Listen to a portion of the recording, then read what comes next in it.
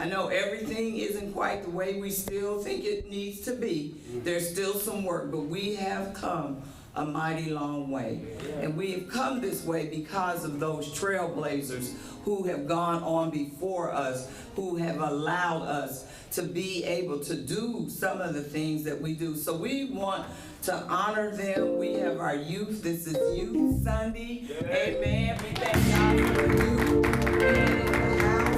I want to thank each parent, grandparent, aunt, cousin, uncle, for each of you that took the time to work with your nieces, nephews, grandchildren, children, to get them to this place. Because everybody doesn't do it, but I think it's important that the children's voice be heard. Because a lot of times, that's all they want, is to be heard. For us to stop, listen, and let them experience what they have, and then let them understand what we're trying to get them to do, what our forefathers did. Because I used to love as a child sitting at my grandmother's feet, because it was so much history that she poured into me, so much wisdom, knowledge that she poured out. And my grandmother couldn't read and write, but you would have never known that. You would have never known that by the things that she taught me to help me to be where I am today. So without any further ado, I'm going to turn it over to our wonderful youth director, Minister Newiki, who has worked behind the scenes and text and emails and making sure the kids are on point and getting them ready, and they love her. I mean, when they saw her, they were just all loving and hugging and happy to see her. So we're going to let her get started. So get your phones out, get your videos, your cameras going, because I want you to not only tape them, record them, but go back and talk to them about what they did today and what the purpose of Black history is, because we know they're trying to remove true Black history out of the school, and they only give us a month, but how many of us know Black history is every day? Amen. It's every day of our lives. Black history is every day. So we just want to have you guys film them, enjoy them, and encourage them, because some of them is going to be an adventure standing in front of you guys. So just encourage them this morning as they come forth in their own special way. I'm so glad that you were able to join us this morning, and especially, here worshiping our Father. That's most important. But also too, let us recognize and acknowledge our children, because they're our future. Jeremiah 29:11 says, the Lord has plans for us, plans for a future. But in order to get to that future, to know where you're going, you better know where you've been. Okay? Right. You've got to know where you've been. And you know what? Adults, parents, grandparents, uncles, aunts, it's up to you to let them know where you've been. Because if they don't know where you've been, they may repeat the same things, good or bad, that you've experienced. That's right. So it's so important. One thing I talk with Pastor and First Lady is that I want to teach our kids about have financial literacy. Because you know what? It's about money. You know what? That's how our church thrives. That's how we can help others that are in need. Yes. But you know what? If you don't have that, it's going to be difficult. Because I don't know about you all, but with this coronavirus and all this stuff going around, it takes a toll on you. You know what? I used to get up and spring up and get ready to go, but now I got to get a little bit more pep in my step. But I want to teach our children. One thing that my parents always inspired us, my brothers, to do is to do better than what they did. Achieve higher than what I did. And I know sometimes you get a little frustrated, kind of, I don't want to. But you know what? You've seen them since they were born. Even though our Father knew them before they were born, but you've seen them. You know what their strengths are as well as their weaknesses. Help them, encourage them. Help them through those trials and those tribulations, and encourage them when they succeed. They can, congratulate them. Let's do that for our children, because you know what? When you put an investment in something, you put your money in the bank, you expect your money to be there, don't you? Yeah. And if you put it there to grow, you expect it to grow. Okay. You know that the Lord tells us, hey, he gave 3 people money, some talents. One, multiplied it 10 times. The second one 3 times. And the other one, dug a hole. Dug a hole, put it there. And that's not how we want to have our children. We want our children, hey, multiplied 100-fold. Yes. Man. That's what we want. And so today, our children are going to present some of our Black history heroes, that paved the way. Now, true, we still got a long way to go. Oh, yeah. We still got it. But you know what? When you're tired and you can't fight, guess who got your back? That's it. Right? And your child will have your back. But you got to train them right. Amen. You have to train them right. So, without further ado, I'd like to first present our first person, Mr. Muhammad Ali. All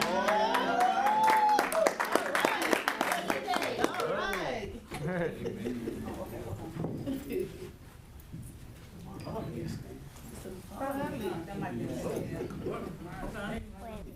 That's right. Muhammad needs to stand.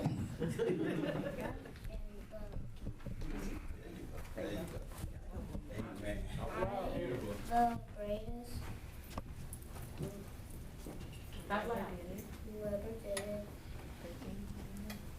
put anybody in me, and take it along.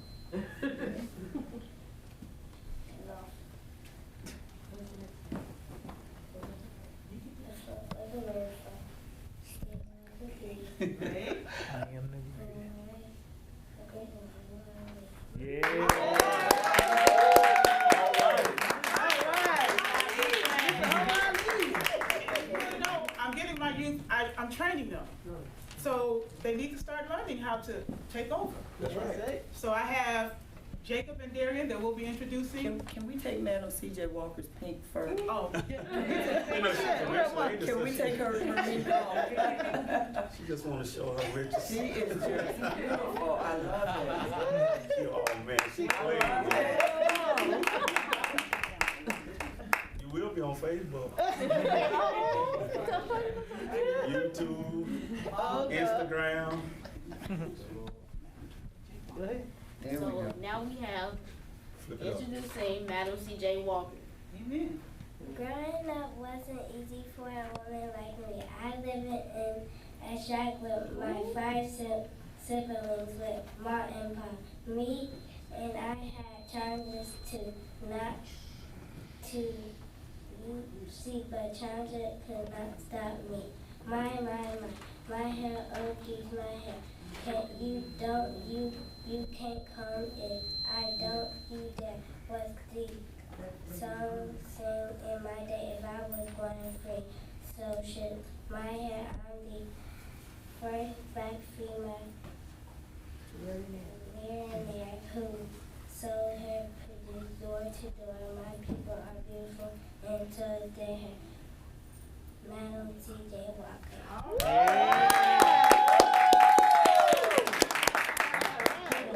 Hello, let me introduce myself. I'm known for being the man believed to be the first Black millionaire in Texas. I, William Madison McDonald, is far from a household name these days, but I was a legend in my day, born 150 years ago. I am believed to have been the first Black millionaire. The son of a former slave, I became an influencer, banker, and political force who helped shape Fort Worth at the turn of the 20th century, using wealth and connections to help lift up the city's African American community. Wow. When growing up in the 1950s, early 60s, the east side of Fort Worth downtown was the place to be. The entrance of Jones Street and Nite Street was at the heart of thriving Black businesses district in the still segregated city. with African Americans own restaurants, hotels, nightclubs, shops, and even hospitals. A bank stood at the center of the activity. So much of the city's black business class was tired in one way or another to fraternal bank and trust. Historians say it was the first black-owned bank in Texas. Its founder was me, William Madison McDonald. I became a major player in Texas Republican Party in the 1980s, representing the state as a delegate to Nation Party conventions. Before I came to Fort Worth, I lived in Kaufman Country, born in 1866. My father was a free slave, a man who had been owned by the Ku Klux Klan, first Grand Wizard at just 8 years old. I went to work for a white lord, a man who eventually helped me go to college. I studied religion, ran a school, and organized a state fair. So show off the accomplishment of black farmers all before I turned 21. Wow. Anything that I took in my hand prospered, and it was showing others that you can do this too. I left Kaufman Country in 1906, the Fort Worth, and quickly became a reverend leader in the city. I bought a handful of business, built several buildings, and opened the Federal Bank and Trust. My bank, McDonald Bank, was a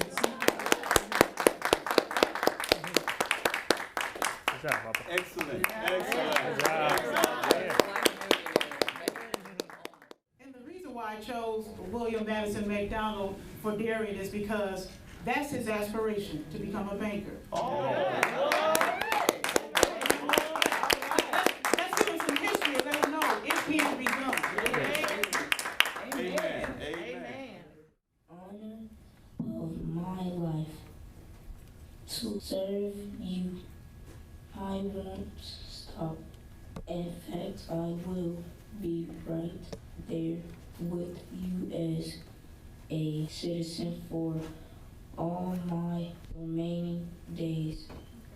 But for now, whether you are young or whether you are young at heart, I do have one final ask of you as a president. Same thing I asked when you took a chain on my 8 years ago. I am asking you to believe not in my ability to bring about change, but in yours. I am asking you to hold first to that they written into our founding document, that idea whispered by slaves and abolitionists, that sung by immigrant and homesteads, and those on who marched for justice. Yes, we can. Yes, we did. Thank you, and God bless America. President Barack Obama.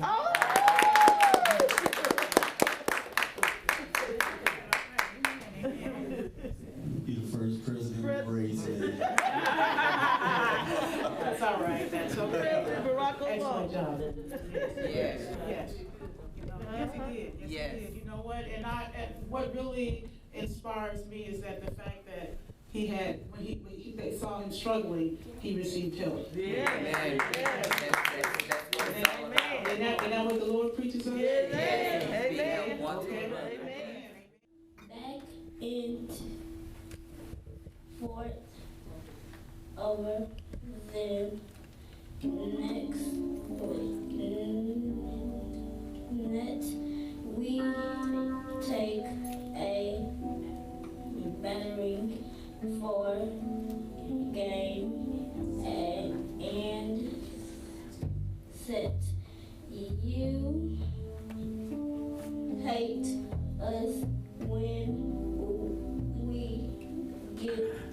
go into the next.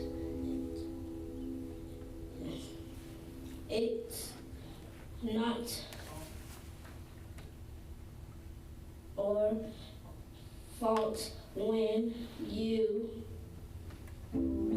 lose the set.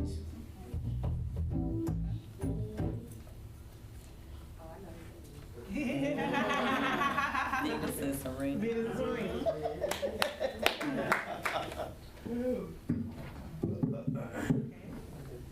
You win the game. You win the set. It still we go over the net. I am Serena. Williams and my sister Venus Williams, and we are the best.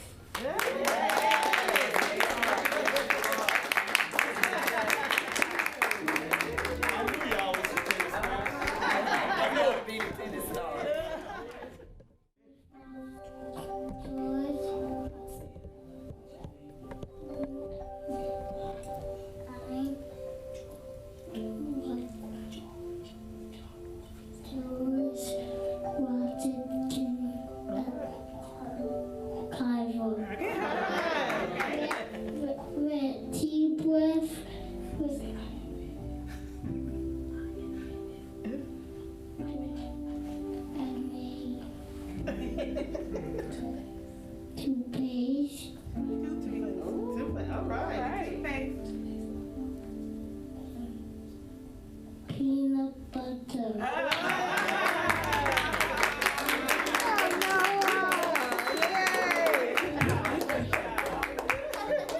That's his smart, y'all.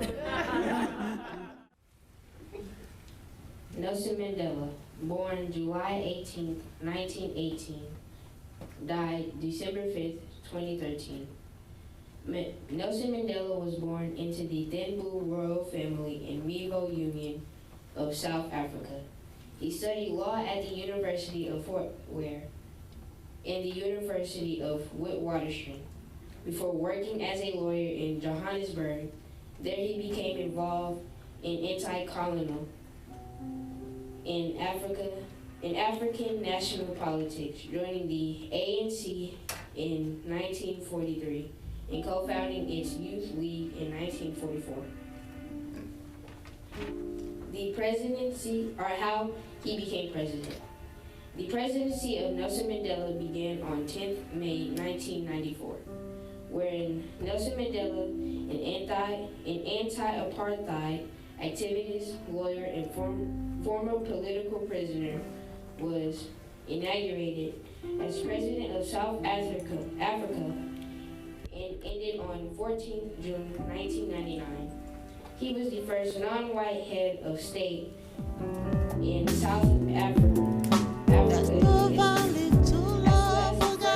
take office following the dismantling of the apartheid system and the introduction of full multiracial democracy. Mandela was also the oldest head of state in South Africa's history, taking office at the age of 75. His age was taken into consideration as part of his decision to not seek re-election in 1999. Facts about him. 1956. Mandela was arrested alongside most of the ANC National Executive and accused of high treason against the state. 1993. Mandela and South African President L.W.C.C. were jointly awarded the Nobel Peace Prize for their efforts to dismantle the country's apartheid system. 1994. Mandela led ANC won South Africa's first election by universal suffrage. Quote, and I I quote, Nelson Mandela said, "Education is the most powerful weapon which you can use to change the world." And he also said, "I learned that courage was not the absence of fear, but the triumph over it. The brave man is not he who does not feel afraid, but who conquers that fear." And I am Nelson Mandela.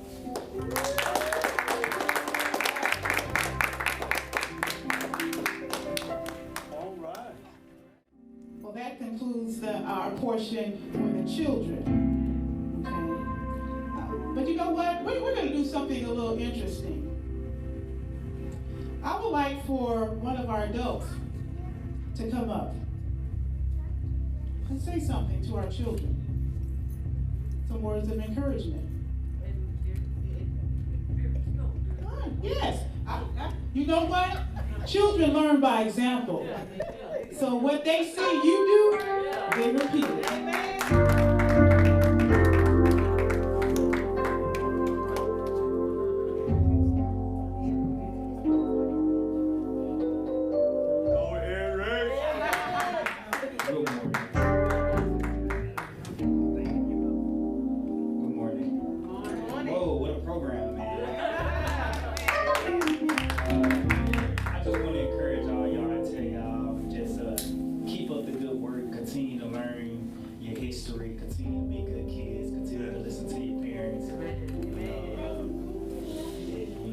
You're gonna make mistakes, but you have to live and learn from them. And continue to make them over. So that's right. Y'all continue to keep up the good work, pay attention, listen, like I said, listen to your parents. And y'all got some bright futures, man. Y'all keep it up, and I'm so proud of y'all. Y'all have a good one.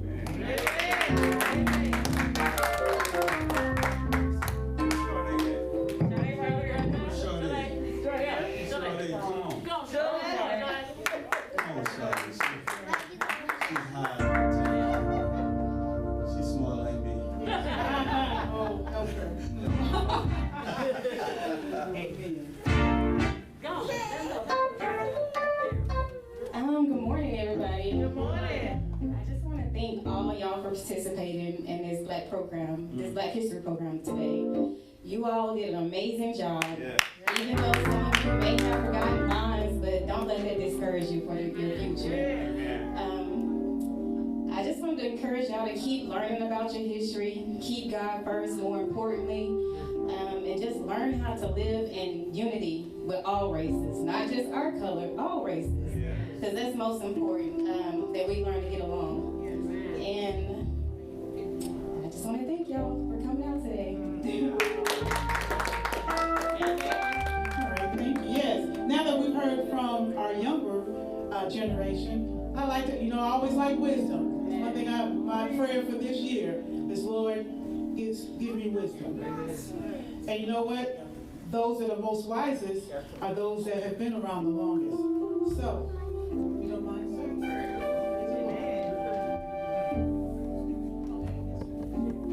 Me and Pastor David the same age. Praise the Lord. Amen. I'm not real old, but I'm old. Praise God. Amen. Glory to God.